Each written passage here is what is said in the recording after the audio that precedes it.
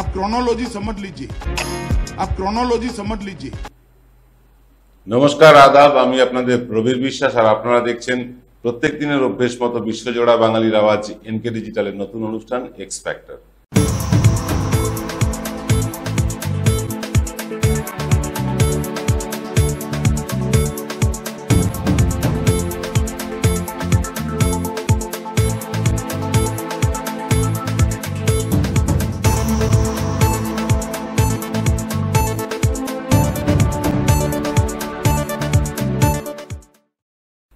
শুরুতেই যেটা দেখলেন সেটাই এক্স ফ্যাক্টর। হ্যাঁ, ক্রোনোলজি। যে ক্রোনোলজির কথা অমিত শাহ সংসদ ভবনে আমাদের বুঝিয়েছিলেন এনআরসি সিএএ নিয়ে, সেই রকমই একটা ক্রোনোলজি, যে ভারতকে বিশ্বের তামাম দেশ রাশিয়া আর চীন বাদে কেন অপছন্দ করছে, কেন ভারতবর্ষ বিশ্বগুরু হতে গিয়ে বিশ্বের বহু দেশের শত্রু হয়ে গেল, এবং এই শত্রু হওয়ার পেছনে কারণ কি কি, এবং শত্রুতার ফলে নরেন্দ্র মোদীকে কেন চাইছে না বিশ্বের বেশিরভাগ দেশ যাতে ভারতবর্ষের ক্ষমতায় তিনি আবার ফিরে আসুন।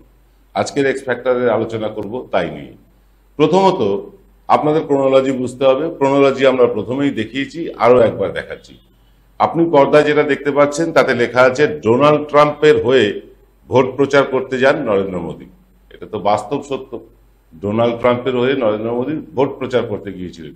এখন পর্যন্ত বিশ্বের কোথাও এরকম নজির নেই যে কোনো একটি রাষ্ট্রপ্রধানের ভোটের প্রচার করতে আর অন্য একটি দেশের রাষ্ট্রপ্রধান সে দেশে গিয়ে প্রচার করছে। আপকি বার ট্রাম্প সরকার মনে আছে আপনাদের? সেই আপকি বার ট্রাম্প সরকার তো তিনি করলেন, কিন্তু ফল হলো উল্টো। তিনি ভোটের প্রচার করলেন ট্রাম্পের, জিতে গেলেন জো বাইডেন। খুব স্বাভাবিকভাবে তিনি জো বাইডেনের সুনজরে থাকা কোনো মানুষ নন। তিনি হয়তো প্রোটোকলের খাতিরে, জো বাইডেন হয়তো নরেন্দ্র মোদীর সাথে কথা বলেন, হ্যান্ডশেক করেন, বৈঠক করেন, মিটিং করেন, সব করেন, কিন্তু ভেতর থেকে তিনি জানেন যে আসলে এই যে সামনে বসে থাকা দাড়িওয়ালা লোকটা ভারতের প্রধানমন্ত্রী হয়ে এসেছে, এ আমার শত্রুর হয়ে প্রচার করেছিল। ফলে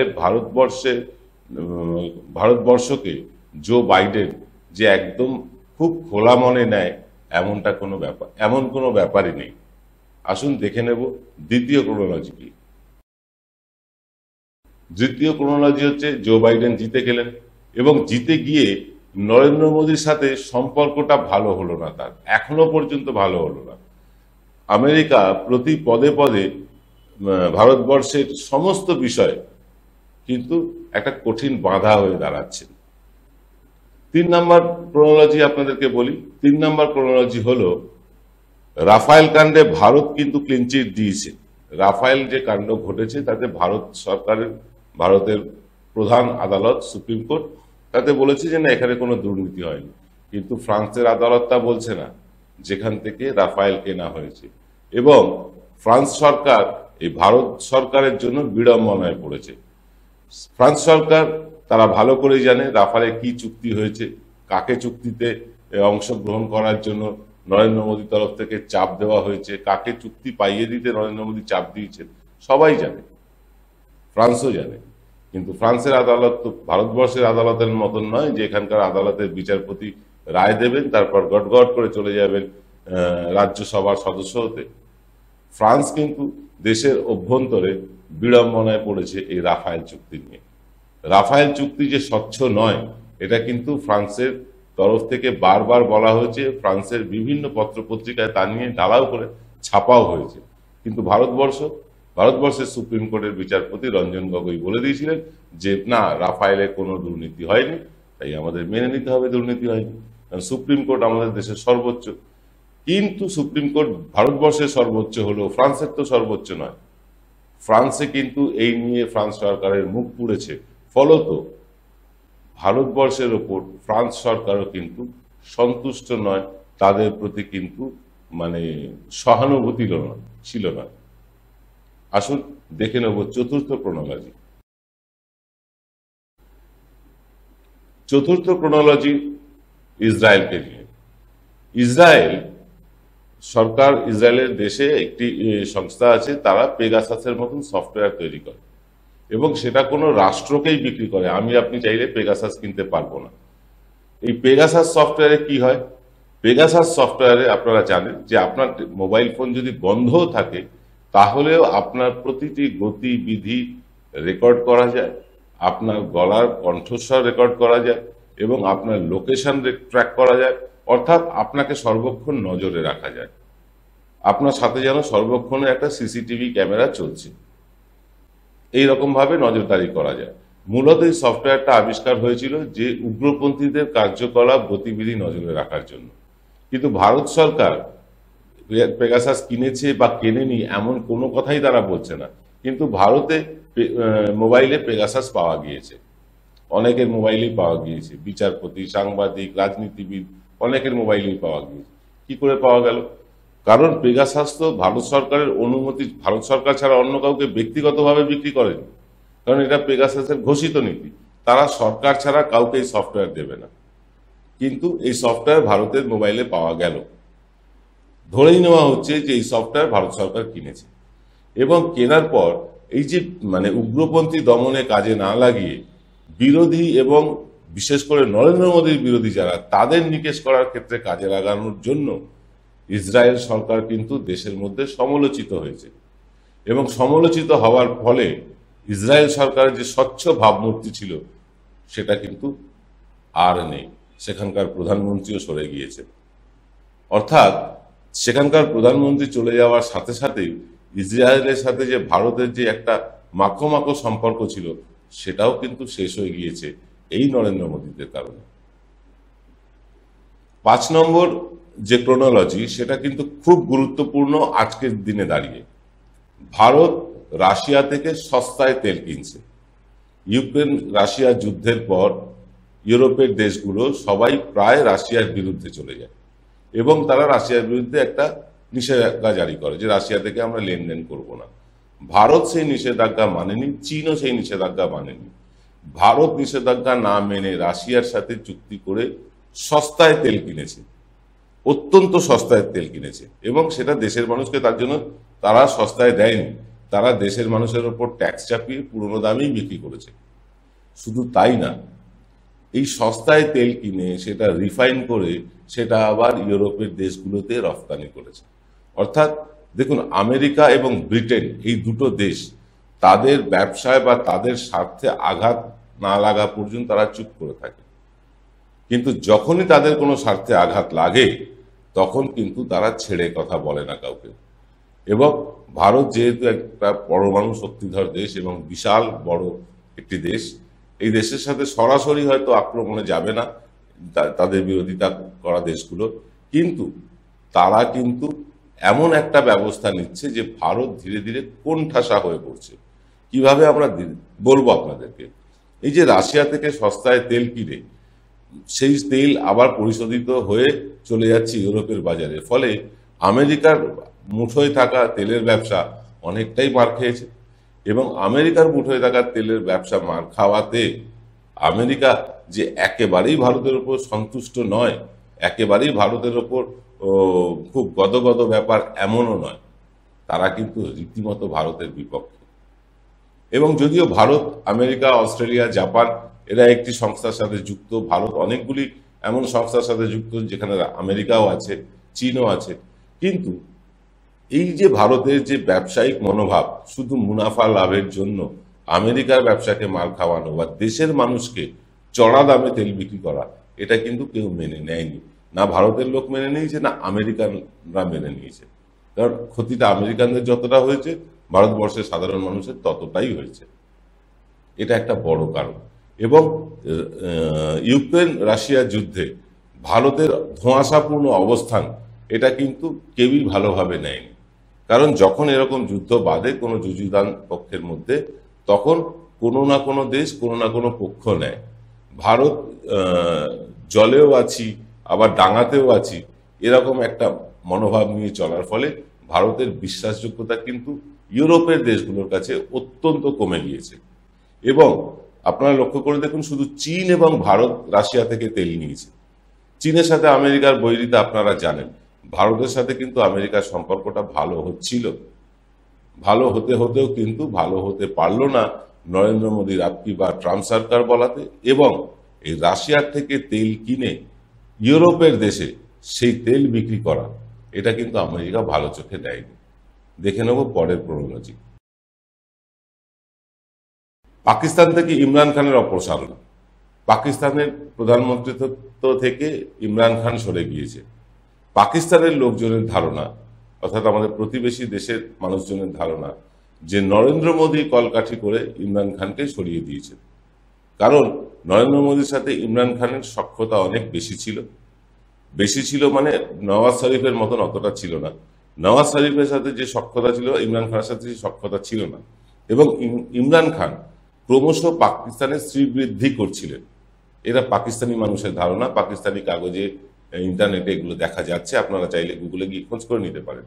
এই যে পাকিস্তান মানুষের ধারণা যে ভারতবর্ষের শাসক দল বিজেপি তারাই কায়দা করে ইমরান খানকে সরিয়ে দিয়েছে, এবং এই নওয়াজ শরীফের সাথে সখ্যতার কারণে বর্তমান যে সরকার তাদের সাথেও সখ্যতা বেশি।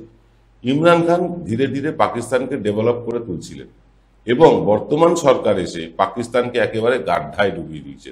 এই গাড্ডায় ডুবিয়ে দেওয়ার পেছনে নরেন্দ্র মোদীর কলকাঠি আছে বা ভারতের কলকাঠি আছে, এমনটাই মনে করেন অধিকাংশ পাকিস্তানি।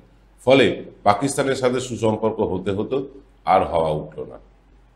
ঠিক একইভাবে শ্রীলঙ্কার সাথে আমাদের সম্পর্ক খারাপ হয়েছে, কারণ শ্রীলঙ্কায় এই যে বিভিন্ন ব্যবসায়ী গোষ্ঠীকে দিয়ে জোর করে ব্যবসা করাতে গিয়ে শ্রীলঙ্কার অর্থনীতি ডুবে গেছে। এটা শ্রীলঙ্কার নিজেদের যেমন দোষ আছে, তেমন কিন্তু এই যে ভারত জোর করে, মানে ভারতের প্রধানমন্ত্রী জোর করে বিশেষ একটি ব্যবসায়ী সংস্থাকে শ্রীলঙ্কায় ব্যবসা করার জন্য জোরাজুরি করাতে শ্রীলঙ্কার কিন্তু অর্থনীতি অনেকটাই ধাক্কা খেয়েছে। ফলে শ্রীলঙ্কার মানুষও কিন্তু ভারতবর্ষের মানুষকে, ভারতবর্ষের সরকারকে খুব একটা পছন্দ করে না। তবে বাংলাদেশের ক্ষেত্রে আলাদা। বাংলাদেশের সাধারণ মানুষ ভারতের প্রতি ক্ষোভ থাকলেও বাংলাদেশের সরকারের সাথে কিন্তু ভারতের সরকারের সুসম্পর্ক অত্যন্ত ভালো সম্পর্ক। হাসিনার সাথে নরেন্দ্র মোদীর সম্পর্কটা বেশ ভালো সম্পর্ক, এবং সে দেশের অধিকাংশ মানুষই মনে করেন যে ভারতের জন্য তারা স্বাধীনতা পেয়েছিলেন, এটা ঠিক, কিন্তু ভারতই তাদের অর্থনৈতিকভাবে ডুবিয়ে দেওয়ার চেষ্টা করছে। এবং শেখ হাসিনা মোদীর যে সম্পর্ক, সেই সম্পর্কটাও কিন্তু বাংলাদেশের সমস্ত মানুষ ভালোভাবে মেনে নিতে পারছেন না। আজও ভারতবর্ষের মানুষ বাংলাদেশিদের কাছে শত্রু দেশ, ভারতবর্ষকে তারা মিত্র দেশ ভাবে না। এটাও একটা ফ্যাক্টর। 7 নম্বর ফ্যাক্টর হচ্ছে বিবিসির ডকুমেন্টারিকে ভারতবর্ষে ব্যান করা হলো। কি কারণে ব্যান করা হলো তার কোনো সঠিক জবাব সরকারের কাছে নেই।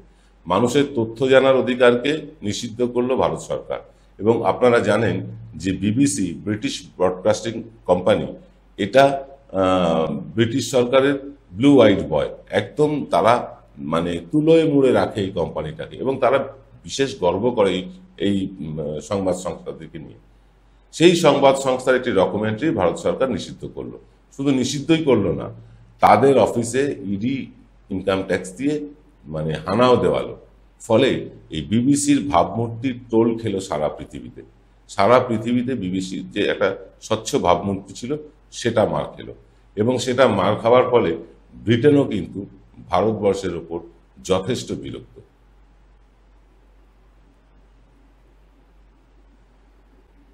8 নম্বর পয়েন্টটা খুব গুরুত্বপূর্ণ পয়েন্ট। সমস্ত বিশ্বের সব জায়গায় এটা সবাই জানেন এবং সবাই মনেও করেন যে ভারতবর্ষে বর্তমান সরকারের হাতে মুসলিমরা নিরাপদ নয়, মুসলিমরা অত্যাচারিত হচ্ছে। ফলে মুসলিম দেশগুলো তারা মুখে কিছু না বললেও ভারতের এই পলিসির কিন্তু তারা মোটেও সমর্থন করেন না। এবং শুধু মুসলিম দেশগুলোর কথা বলবো না, মধ্যপ্রাচ্যের দেশগুলো বাদ দিয়েও ইউরোপেরও বহু দেশ, উন্নতশীল দেশগুলো, তারাও মনে করেন যে ভারতে গণতন্ত্র লঙ্ঘিত হচ্ছে, এবং এই গণতন্ত্র লঙ্ঘিত হচ্ছে মুসলিমদেরকে ডিপ্রাইভ করার জন্য। এবং সারা বিশ্বের মুসলিম এটা মনে করে যে ভারতে যে সরকার চলছে সে সরকার হিন্দু রাষ্ট্র করতে চায়, এবং মুসলিমদের বিভিন্নভাবে তারা নিকেশ করতে চাইছে, শেষ করে দিতে চাইছে। এটা কিন্তু বহির্বিশ্বে একখানা খবর আছে, এবং এই খবর যে একেবারেই মিথ্যে তারা ভারতবাসীও একেবারে বলতে পারি না আমরা। কারণ ভারতবর্ষে আমরা দেখতে পাচ্ছি যে গোরক্ষার নামে বা ফ্রিজে কি মাংস রাখা আছে তার নামে ইত্যাদিতে বিভিন্নভাবে মুসলিমদের খুন করা হচ্ছে, বা অন্য জাতিতে বিয়ে করার কারণে মুসলিমদের খুন করা হচ্ছে, এবং তা নিয়ে উল্লাস চলছে দেশে। খুন করাটা যেন খুব একটা গর্বের ব্যাপার। তো এই রকম ভাবে এটা সরকারি মদতেই হচ্ছে। সরকার না চাইলে তো এটা হতে পারে না, সরকার মদত দিচ্ছে। এবং গুজরাটের যে ঘটনা, নরেন্দ্র মোদী তৎকালীন মুখ্যমন্ত্রী থাকাকালীন যে ঘটনা ঘটেছিল, সে ঘটনা দগদগে ঘা হয়ে তো আছেই সারা বিশ্বের কাছে। তারপরে কিন্তু এই নতুন করে গোদের ওপর বিস্ফোরা হয়ে বসেছে মুসলিমদের প্রতি আক্রমণ।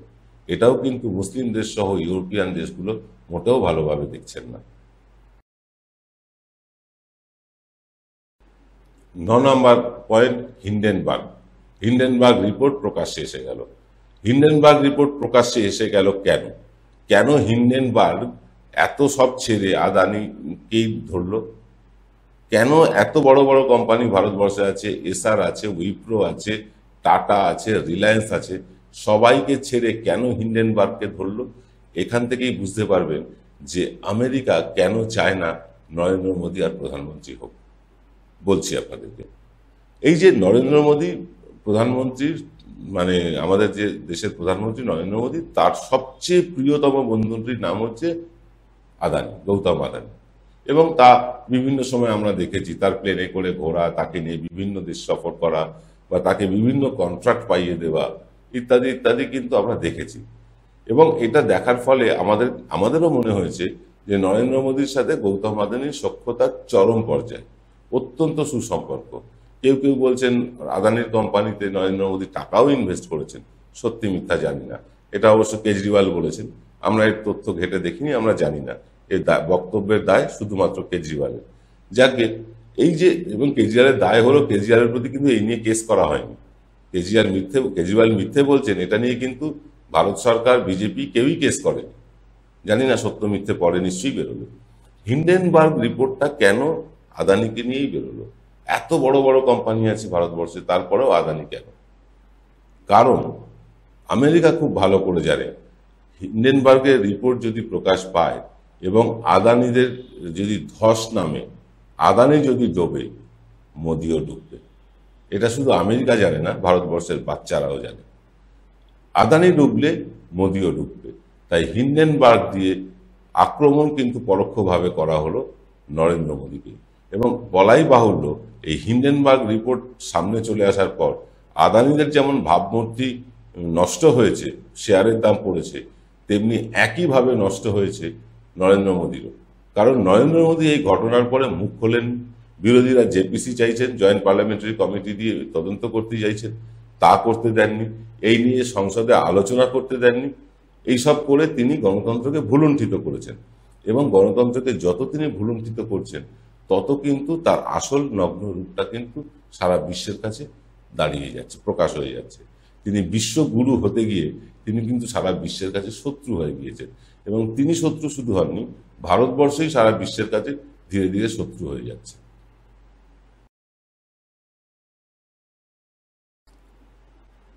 ঠিক এই কারণেই আমেরিকার ধনকুবের সোরস কিন্তু সরাসরি মোদির বিরুদ্ধে সোচ্চার হয়েছেন, সরাসরি। এবং তিনি বলছেন যে মোদির জন্য ভারতের গণতন্ত্র নষ্ট হচ্ছে, ভারতের গণতন্ত্র প্রতিষ্ঠায় তিনি কয়েক মিলিয়ন ডলার খরচা করতেও রাজি। বুঝতে পারছেন, সরাসরি আক্রমণটা মোদিকে করা হচ্ছে। এবং মোদিকে আক্রমণ করতে গিয়ে হিন্ডেনবার্গ রিপোর্ট দিয়ে আদানিকে আক্রমণ করা হচ্ছে। এই 10টা ক্রোনোলজি আমাদের বুঝতে হবে। তাহলে ভারতবর্ষের প্রধানমন্ত্রী নরেন্দ্র মোদী থাকুক তৃতীয়বারের জন্য, কারা চাইছে? শুধুমাত্র রাশিয়া আর চীন। আপনি লক্ষ্য করবেন যে চীন আমাদের ভারতবর্ষের বিভিন্ন ভূখণ্ড দখল করে নিচ্ছে, বিভিন্ন ভূখণ্ড দখল করে নিজেদের কাছে নিয়ে নিচ্ছে।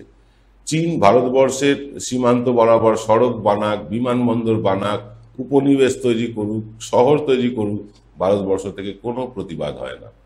শুধু তাই না, ভারতবর্ষের অংশ দখল করে নিয়ে চীন তাদের নামও বদলে দিচ্ছে। একটা শব্দ শোনা যাচ্ছে না ভারত সরকার বা প্রধানমন্ত্রীর মুখ থেকে, একটাও শব্দ শোনা যাচ্ছে না। অর্থাৎ চীনের আগ্রাসনকে আমরা প্রতিহত করা তো দূরের কথা, প্রতিবাদটুকু করছি না। এবং আপনাদেরকে জানিয়ে রাখি, এই যে টিকটক বা বিভিন্ন রকম অ্যাপগুলো নিষিদ্ধ হয়েছে না, এটা শুধুমাত্র আইওয়াস। এই কয়েকটা অ্যাপ নিষিদ্ধ করা হয়েছে ঠিকই, কিন্তু ভারতের সাথে চীনের বাণিজ্য বেড়েছে বহুগুণ। আমরা রফতানি যা করি তার বহুগুণ চীন থেকে আমদানি করছি। চীনা পণ্য বয়কট, এটা শুধু লোককে ধোকা দেওয়া। চীনা পণ্য বয়কট হয়নি, ব্যাপক মাত্রায় চীনা পণ্য ভারতবর্ষে ঢুকছে। যখন চীনা পণ্য অনেক দেশেই প্রায় ব্যবসা বন্ধের মুখে, অস্ট্রেলিয়া, নিউজিল্যান্ড এসব দেশগুলোতে চীন যখন আর ব্যবসা করতে পারছে না, তখন কিন্তু হু হু করে তারা ব্যবসা বাড়িয়ে চলেছে ভারতবর্ষে। এটা কিন্তু ভারত সরকারের প্রচ্ছন্ন মদত ছাড়া কিছুতেই সম্ভব না।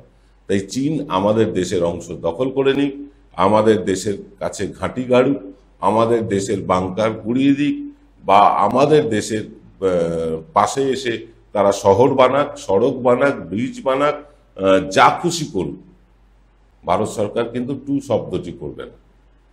কারণ ভারত সরকারের যারা মাথা, তারা জানেন যে এই আদানির কাছে বহু টাকা ইনভেস্ট করে রেখেছে চীনের ধনকুবেররা, এবং সেই ধনকুবেররা যাদের পয়সায় চীনের কমিউনিস্ট পার্টি চলে, এবং চীনের কমিউনিস্ট পার্টি যাদের পয়সায় চলে, তাদের পয়সা যদি ভারতের যাতে ডুবে না যায়, তার জন্য চীন সবসময় চাইবে নরেন্দ্র মোদী প্রধানমন্ত্রী হয়ে থাকুক, আর আদানিও সুখে শান্তিতে ভালোভাবে ব্যবসা করুক, এটা চাইবে। রাশিয়া বরাবরই ভারত রাশিয়াপন্থী, বরাবরই। এখন না, শীতযুদ্ধের সময় থেকেই ভারত রাশিয়াপন্থী ছিল, এখনো আছে। কিন্তু রাশিয়া যখন সারা বিশ্বে কোণঠাসা হয়ে গিয়েছে ইউক্রেন রাশিয়া যুদ্ধের সময়, সেই সময় কিন্তু ভারতবর্ষ ত্রাতা হিসাবে রাশিয়ার পাশে দাঁড়িয়েছে। তাই কৃতজ্ঞতাবশত রাশিয়াও চাইবে যে প্রধানমন্ত্রী হিসেবে শুধুমাত্র নরেন্দ্র মোদী। তাহলে এবার কি হলো, আমরা এপিসোডটা এবার শেষ করে আনবো।